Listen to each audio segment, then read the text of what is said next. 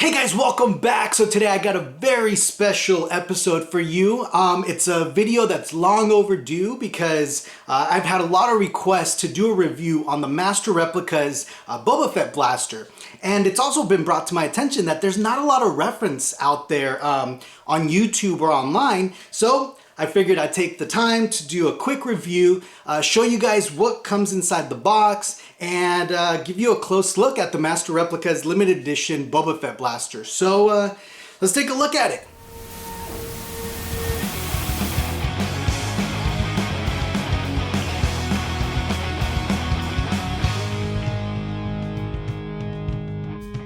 So the first thing I realized when I was going to do this review is that the box was way underneath all these other boxes, and I didn't want to risk everything tumbling over to show you guys the styrofoam. The box is huge. It's almost 4 feet wide. I was nervous that I didn't have the certificate either, but luckily I had been organizing them recently and I happened to put it in this binder.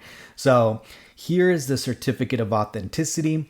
Now this one's a little messed up. You know, it got crumpled up, I think, in the packaging back in the day. But here's the little baggie where the plaque came in.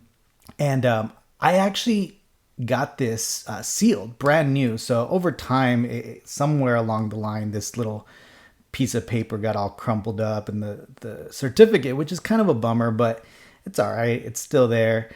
Here's the whole backstory of the blaster and how Master Replicas was able to go into the archives and study one of the original blasters. And again, mine has a little crease there, but it's all right. It's just to prove that it's legit, right? Now here's the blaster on its base, and man, this thing is just beautiful. It just displays so well. It's huge, right? And it's super heavy. I would probably say it weighs maybe about anywhere from 25 to 30 pounds. And when you pick it up, it feels like a real gun. Now, that scope there, it's a 4x20 sighting scope with some plastic model kit parts that the prop makers kind of kit bashed together.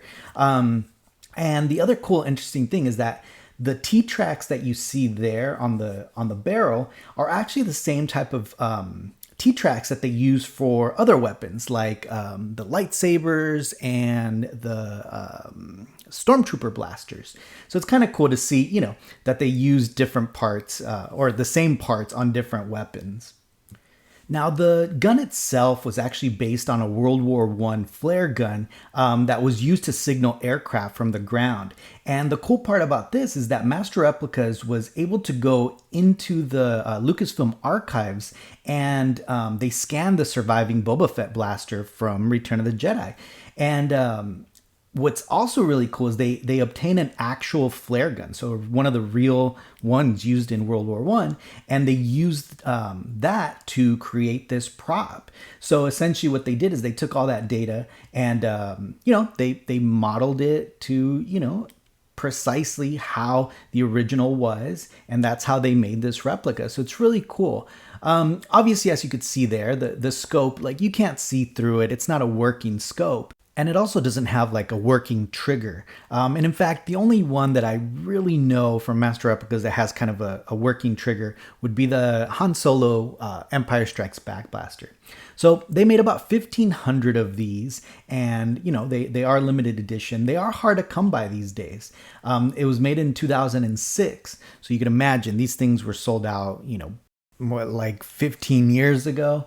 So and it is a huge piece. So even to ship it, you're going to have some trouble there. It's going to cost a lot. And these are going to become, in my opinion, just more popular once the new Book of Boba Fett series comes out, because collectors are going to start looking for Boba Fett items. And, again, this is one of the few officially licensed replicas, for the character. There's really only this and the helmets. Like, to the point where I had to commission that jetpack to be made because just there isn't one in existence.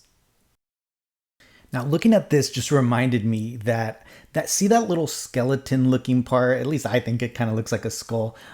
It was actually a kit bashing technique where they took a old Revell V8 model and they took that little part from it and kind of stuck it on both sides. But it's kind of a little interesting little piece of Star Wars history there.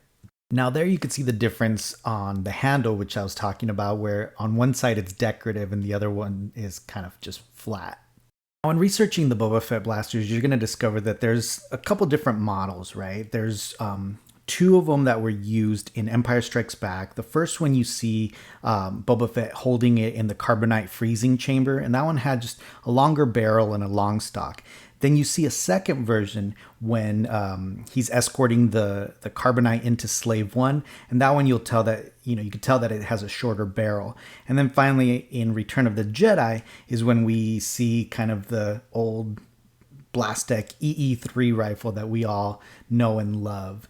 Now, the cool thing about this Master Replica too is that it comes with the display case, so you don't have to worry about getting an acrylic for it. And it displays just really beautiful.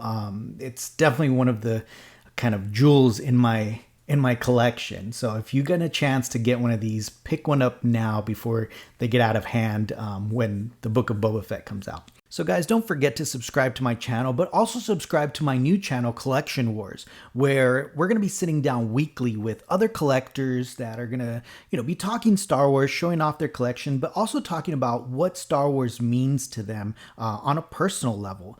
We're also going to be interviewing a lot of people in the industry and get a lot of good information on there. So don't miss out. Every Saturday, it's Collection Wars. You could subscribe here. There'll be a link in this description. Thanks, guys.